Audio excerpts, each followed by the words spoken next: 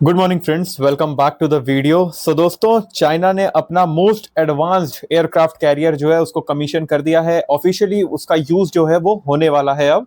तो आइए इसका बैकग्राउंड समझेंगे। ये आपके साइंस एंड टेक के लिए बहुत ज्यादा इंपॉर्टेंट होने वाला है और करंट अफेयर्स के लिए तो उससे भी ज्यादा। बिकॉज देखो, चाइना हमारी नेबरिंग कंट्री है, उसके भी जो भी उसकी एडवांसमेंट हो रही है, जो भी वो अपना नए नए चीजें लेके आ रहे हैं, उसके ऊपर हमारी नजर होनी चाहिए। बिकॉज वो हम भाई देख ही रहो हमारी कैसे राइवलरी वगैरह चलती है उससे। तो this is very much important for us. तो आइए जानते हैं कि इसकी समरी क्या है। चाइना ने अपना थर्ड एयरक्राफ्ट, जिसका नाम है फ्यूजियान, FUJIAN, सॉरी, हाँ, JIAN, इसका नाम फ्यूजियान है, इसको कमीशन कर दिया, यानी ऑफिशियली उसे अपनी नेवी में शामिल कर लिया गया है। ये चाइना का सबसे एडवांस्ड एयरक्राफ्ट कैरियर माना जा रहा है अभी तक का। अब देखिए, एयरक्राफ्ट कैरियर होता क्या है। एयरक्राफ्ट कैरियर की आपको ये फोटो दिख रही होगी यहाँ पे, इसी टाइप का कुछ होता है, जिसमें क्या होता है ना, इसका एक ये फ्लोटिंग नेवल एयरबेस होता है, समझ लो। नेवल एयरबेस है ये, एयरबेस। लेकिन ये बस क्या होता है, फ्लोटिंग होता है। पानी में है तो फ्लोट ही कर रहा होगा, ऑब्वियस सी चीज है। ठीक है, जहां पे यहाँ पे क्या होता है ना कि जो एयर या जो जेट्स होते हैं, जेट्स या एयरक्राफ्ट होते हैं, वो समुंदर के बीच में ही टेक ऑफ या लैंड कर सकते हैं। इधर से आएंगे और देख रहे हो इतनी लंबी स्ट्रिप है इस पे। ये स्ट्रिप पे क्या होता है कि यहाँ से कोई भी एयरक्राफ्ट होगा या जेट्स होंगे, वो यहाँ से लैंड कर जाएंगे और यहाँ से टेक ऑफ कर जाएंगे। राइट।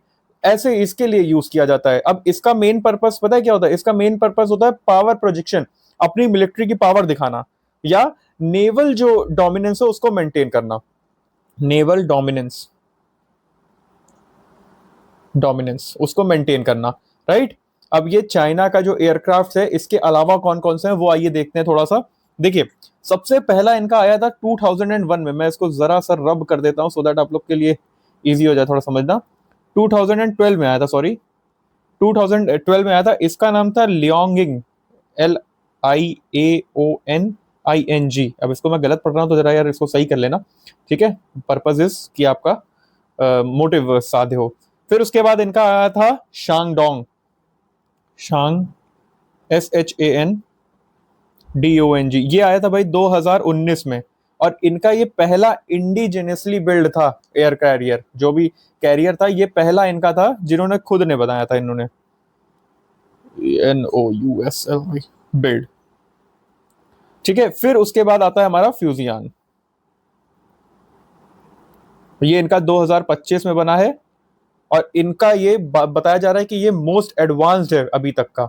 ये 2025 में कमीशन हुआ, मोस्ट एडवांस्ड अभी तक ये बोला जा रहा है। अब इसके कुछ खास फीचर्स हैं, वो क्या हैं? देखिए, इनके कुछ खास फीचर्स कुछ इस प्रकार के हैं कि इसमें लगा है ना इलेक्ट्रोमैग्नेटिक एयरक्राफ्ट लॉन्च सिस्टम। इसमें क्या लगा है? Electromagnetic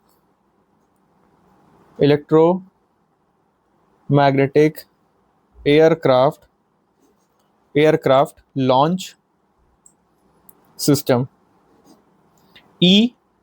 EMALS। अब ये सिस्टम करता क्या है बताता हूं। ये सिस्टम एयरक्राफ्ट को इलेक्ट्रिक पावर से लॉन्च करता है, ना कि पुराने सिस्टम स्टीम जो वो होता है ना, कैटेपल्ट, PU कैटेपल्ट जो होता है, उससे नहीं। ये इलेक्ट्रिक पावर से लॉन्च करता है। ये टेक्नोलॉजी पहले सिर्फ यूएस के एयरक्राफ्ट कैरियर में थी। ठीक है, पहले सिर्फ और सिर्फ यूएस के ये वाली जो टेक्नोलॉजी है, ये पहले सिर्फ और सिर्फ यूएस में थी, लेकिन अब चाइना के पास भी आ गई है। अब ये जो है पर्टिकुलर थिंग, ये क्या है, इसके बारे में बात करते हैं। करता कैसे, क्या करता है, कैसे करता है। नॉर्मली एयरक्राफ्ट को लॉन्च करने के लिए स्टीम का प्रेशर यूज होता है ना। पर ये जो टेक्नोलॉजी है ना, EMALS, ये जो टेक्नोलॉजी है, इसमें इलेक्ट्रिक मैग्नेट्स होते हैं, वो एयरक्राफ्ट को पुश करते हैं। जैसे एक्सेलरेशन स्मूथ होता है ना। हैवी एंड एडवांस्ड एयरक्राफ्ट भी लॉन्च हो सकते हैं इससे। सिस्टम जो होता है वो एनर्जी एफिशिएंट होता है, लेस मेंटेनेंस होता है।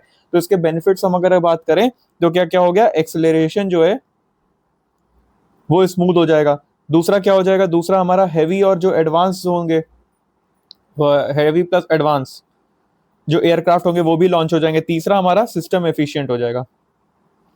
एफिशिएंट, एनर्जी एफिशिएंट कह सकते हो, एनर्जी एफिशिएंट ये हमारा बन जाता है। फ्यूजियान के कुछ फीचर्स हैं, जैसे कन्वेक्शनली पावर्ड है वो, अब न्यूक्लियर पावर्ड नहीं है वो। ठीक है, तो अप्रॉक्स उसका अगर वेट बोले तो 80,000 टन का डिस्प्लेसमेंट है। अब J5 फाइटर जेट्स और एडवांस्ड एयरक्राफ्ट लॉन्च करने की इसके अंदर बहुत अच्छी कैपेबिलिटी है, तो ये बहुत अच्छी चीज है।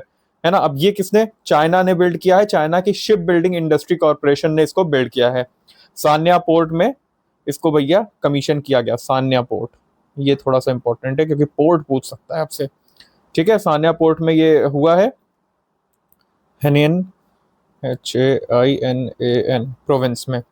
ये इसकी पूरी वो है। अब जियो पॉलिटिक्स अगर हम एंगल की बात करें, जैसे पूरे जियो पॉलिटिक्स एंगल की बात करें, तो चाइना का ये जो स्टेप है वो इंडो पैसिफिक रीजन में अपना नेवल जो पावर है उसको बढ़ाने के डायरेक्शन में है। देखा जाए तो इंडो